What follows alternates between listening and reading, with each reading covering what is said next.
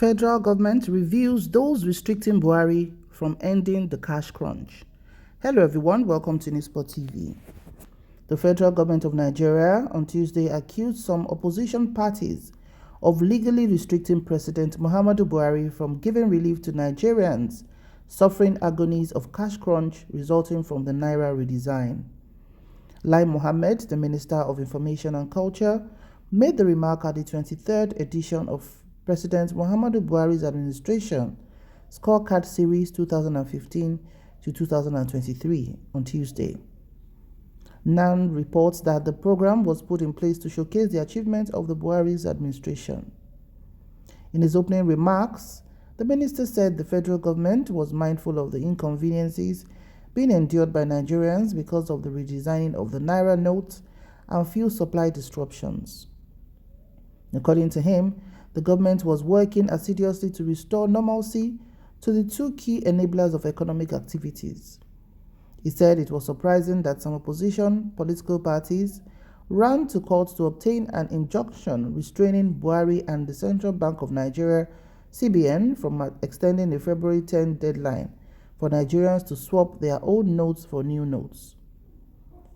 Mohammed said the court action came after a number of opposition parties threatened to boycott the 2023 general elections if the deadline was extended.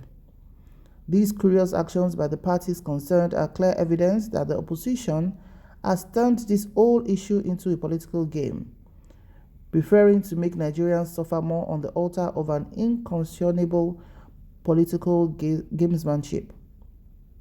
Mohammed added, or how else can one explain the fact that these unscrupulous opposition parties don't want any action that will reduce the pains being experienced by Nigerians? So that's Lai Mohammed, the Minister of Information, stating that there's a reason why the president is not backing down on, the cash withdrawal extension issue and all of that.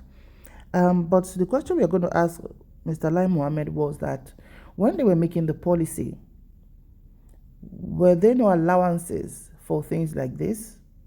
Was it supposed to be a soldier go, soldier come kind of approach where we are dropping it and that's what everybody's going to do regardless of whatever happens? As lawmakers and policy makers, when you're making any law as crucial as this, of course you're going to give allowances left, right and center in case this doesn't work. What is the plan B? What is the plan C? And what's the plan D? Because the overall expected outcome should be to make it as seamless as possible. But there's nothing like seamless in this policy implementation. In fact, it's the worst implementation that this administration has ever taken upon itself. And if they do have some moments of reflection, I think they're supposed to sit down and say, no, we've used this to even spoil whatever good thing we think we've done, because you just cannot imagine the agony and the suffering, and even to an extent, loss of lives that this has cost. A man slumped at the bank days ago when he was trying, of course, to get his ATM card and also to make some withdrawals, which people have been complaining that it's been impossible. And regarding the so many unbanked people we have in Nigeria, this process will have been a very, very well calculated one to get banked, unbanked people banked, and also to look at the workability of the cashless transaction. Of course, our banks have done so well. We give kudos to them because Nigeria is one of the, if not the best country in Africa, that has been doing digital transactions successfully.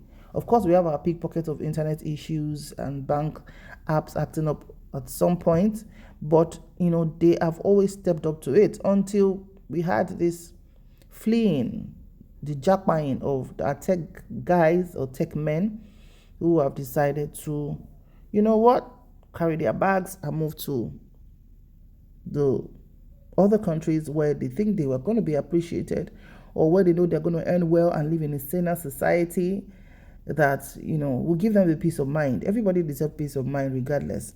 And if our leaders are not ready to do what they are supposed to do, everybody has the right to choose, because Nobody can make any decision for anybody. We are feeling this thing at different points, and it's hitting some people more than it's hitting the other people.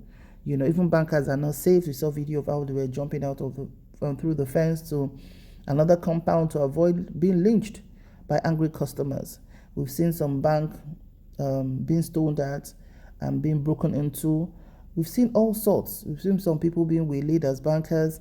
So I don't think this should be, but it's just what it is. Our leaders are our leaders, and they decide what to do, and that's the greatest curse that we've had as Nigerians, to always have leaders who do not really care. All they're about is to politicize everything without any thinking or genuineness of thought. What's your opinion on what Mr. Lai Mohammed, who is always referred to as Mr. Lai, because the man has really been dragged online since time immemorial for calling what is white black most of the time, and trying to, he doesn't have, let's just be specific and very straight to the point. He's not just being somebody that has enjoyed the goodwill of Nigerians, because when they speak with both sides of the mouth. And gone were the days when everything they tell us, we swallow it hook, line, and sinker. It's not the same anymore. Things are different. People are asking questions, and politicians are sweating to be like, wow, this is an enlightened electorate this time around. And the eyes of the electorate have been widened because of the the suffer head. Well, now don't subject Nigerians to. And maybe this time we'll tell you guys no more. Let's try and do things differently. What's your opinion on Mr. Lai Mohammed's comments? Please drop it in the comment section below. Thank you so much for watching. Remember to like, share, and subscribe. See you in the next video. May God bless Nigeria. Bye for now.